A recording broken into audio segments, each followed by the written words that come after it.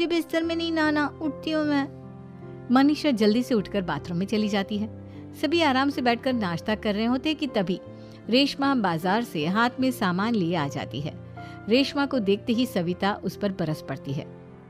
लो, आ गई महारानी। ऐसा भी क्या सामान लाना था जो सुबह आंख मलते ही बाजार की तरफ रवाना हो गई? भाभी, कल आप ही तो चीख रही थी कि घर का सारा सामान मुझे ही लाना पड़ता है, घर में किसी को भी किसी काम से कोई लेना देना नहीं है। अब मैं बाजार जाकर सामान ले आई तो आपको इस बात से भी तकलीफ हो रही है? देख रही हो माँ जी, अपनी बेटी की जुबान कैंची से भी तेज चलती है। और मयंक, आप तो कुछ कहेंगे नहीं अपनी लाडली बहन को। रेशमा, अपनी भाभी से ऐसे बात नहीं करते। चलो माफी मांगो। भैया, मैं क्यों माफी मांगू? आप भाभी से बोलिए ना कि हम पर कम हुक्म चलाया करे। हम इस घर की बेटियां हैं और आपकी पत्नी की ननद है, नौकरानी नहीं। लो, कर लो बात। इनकी भलाई के लिए कुछ भी बोलो तो इन्हें बुरा लग जाता है। इस घर में यही इज्जत है मेरी।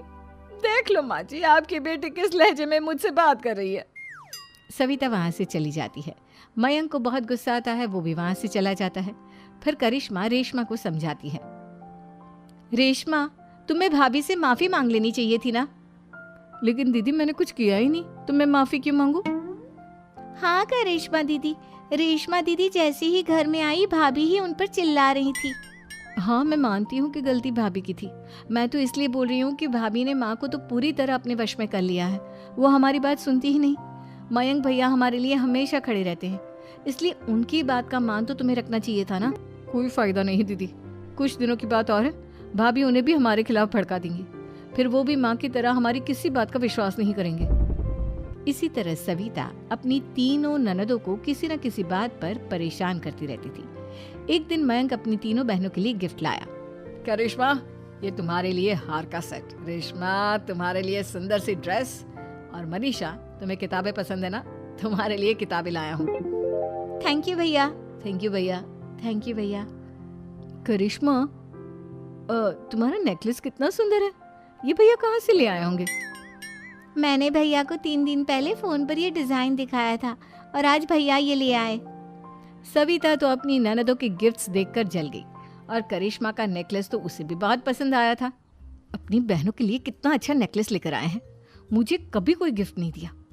मैं आज ही ये हार चुरा लूंगी। रात में सविता करिश्मा का हार चुरा लेती है और इसी तरह उसे अपनी ननदों की जो भी चीज़ अच्छी लगती वो उसे मांगती नहीं, बल्कि रात के अंधेरे में चुरा लेती। इसी तरह दिन बीतते गए और सविता ने मयंक के दिल में भी उसकी बहनों के लिए नफरत पैदा कर दी। एक दिन मयंक ने करिश्मा और रेशमा के लिए रिश्ता देखा और ये बात उसने घर में सबको बताई। माँ, करिश्मा और रेशमा के लिए बहुत अच्छा रिश्ता आया है, वो लोग कल इन्हें देखने आ रहे हैं। आप और सविता मिलकर सारी तैयारी कर लेना। ये सुनकर करिश्मा और रेशमा खुश हो जाती हैं, लेकिन सविता सोचती है, अगर इन दोनों बहनों की शादी हो गई तो घर और बाहर का काम कौन करेगा? मनीषा तो 1 नंबर की कामचोर है, उससे तो किसी बात की उम्मीद लगाना ही बेकार है। मुझे इस शादी को रोकना होगा। अगले दिन सभी लड़के वालों के स्वागत की तैयारी करने में लगे होते हैं। तभी मयंक अपनी बहनों से आकर कहता है, तैयार हो गई तुम दोनों? देखो, दोनों लड़के बहुत अच्छे हैं, मैं कोई कसर नहीं छोड़ना चाहता, इसलिए तुम उनके सामने अच्छे से बिहेव करना और अपनी भाभी से लड़ने मत लग जाना। करिश्मा, तुम वो नेकलेस पहन लो ना जो मैं तुम्हारे लिए लाया था। भैया, मैं बहुत देर से वो नेकलेस ढूंढ रही हूँ, लेकिन मुझे मिल ही नहीं रहा। क्या, तुमने नेकलेस खो दिया? तुम्हें पता भी है वो कितना महंगा था, तुम कोई काम ढंग से नहीं कर सकती। मयंक गुस्से में वहां से चला जाता है। थोड़ी देर बाद लड़के वाले भी आ जाते हैं। वो दोनों बहनों को पसंद कर लेते हैं और रिश्ता पक्का हो जाता है। लेकिन सविता के दिमाग में तो कुछ और ही खिचड़ी पक रही थी। वो पंडित जी के पास करिश्मा की कुंडली लेकर जाती है और उन्हें पैसे देकर करिश्मा की कुंडली बदलवा देती है।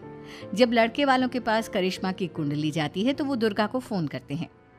बहन जी, हमने करिश्मा की कुंडली अपने पंडित जी को दिखाई थी। आपकी बेटी की कुंडली नहीं बल्कि दोषों का पिटारा है। देखिए, मैं और मेरे पति इन सब बातों में बहुत विश्वास करते हैं, इसलिए हम आपकी बेटी से अपने बेटे की शादी नहीं करा सकते। इस तरह करिश्मा का रिश्ता टूट जाता है और सभी घर वालों को बहुत दुख होता है। अब कविता सोचती है, चलो करिश्मा का तो रिश्ता टूट गया, अब रेशमा का भी रिश्ता तोड़ना है। क्या करूं क्या करूं? अब सविता आवाज बदलकर किसी अननोन नंबर से रेशमा के होने वाले ससुराल में फोन करती है। हेलो, मैं कौन हूँ कौन नहीं ये आपके लिए जानना ज़रूरी नहीं। बस इतना सुन लो कि रेशमा का 2 साल से किसी के साथ अफेयर चल रहा है। बस रेशमा का रिश्ता तोड़वाने के लिए सविता का इतना कहना काफी था। अब रेशमा का भी रिश्ता टूट गया। मयंक और दुर्गा देवी ने रेशमा को खूब खरी खोटी सुनाई और उससे बार बार उस लड़के के बारे में पूछने लगी।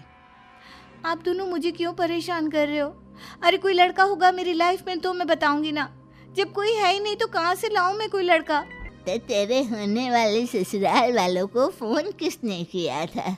माँ मैं नहीं जानती किसने फोन किया था, मैं सच कह रही हूँ। मैं तो पहले ही कह रही थी इसकी लगाम खींच कर रखो, लेकिन मेरी सुनता ही कौन है। आप चुप रहिए भाभी, ये सब आपका ही किया धरा है। अब तीनों बहनों को विश्वास हो जाता है कि ये सब उनकी भाभी ही कर रही है। तीनों बहनें अपनी भाभी को सबक सिखाने के लिए एक वकील कर लेती है और घर में हिस्सा मांगना। देखो भैया, माँ बाप की जायदाद में जितना बेटों का हक होता है उतना ही बेटियों का, इसलिए इस घर के 4 हिस्से होंगे और हमें अपना हिस्सा चाहिए। मैंने तुम्हारे लिए क्या क्या नहीं किया और तुम इस घर में हिस्सा मांग रही हो? भैया, आप और माँ हम बहनों की कोई बात नहीं सुनते हो और भाभी हमारी शादी नहीं होने देगी क्योंकि उन्हें लगता है कि आप हमारी शादी में ज्यादा पैसा लगाओगे और उन्हें हम जैसी फ्री की नौकरानी कहाँ मिलेगी। तो हम भाभी के साथ तो रह नहीं सकते, हम बहनों को अपना हिस्सा चाहिए। अरे तुम्हें शर्म आनी चाहिए अपनी भाभी पर ऐसा इल्जाम लगाते हुए। वो तुम्हारे बारे में कितना सोचती है। हाँ माँ, भाभी हमारे बारे में बहुत सोचती है। दिन रात बस यही सोचती रहती है कि किस तरह से अपनी तीनों ननदों को परेशान करूं और कभी मुझे पढ़ने भी नहीं देती। दोनों बहनों का रिश्ता भी तो इन्होंने ही तोड़वाया है और रात में हमारे कमरे में आकर हमारी चीजें भी चुराती हैं। इसी तरह सविता की तीनों ननदें अपनी बात पर अड़ी रही। अब कोर्ट में तारीख भी शुरू हो गई। जब सविता को लगा कि उसकी तीनों ननद इतनी आसानी से नहीं मानने वाली, तो उसने अपने पति और सास को सारी सच्चाई बता दी और अपनी तीनों ननद से माफी मांगी। मयंक और दुर्गा को भी अपनी गलती का एहसास हो गया। अब सविता खुद करिश्मा और रेशमा के लिए अच्छा रिश्ता ढूंढती है और उनकी शादी करवाती है।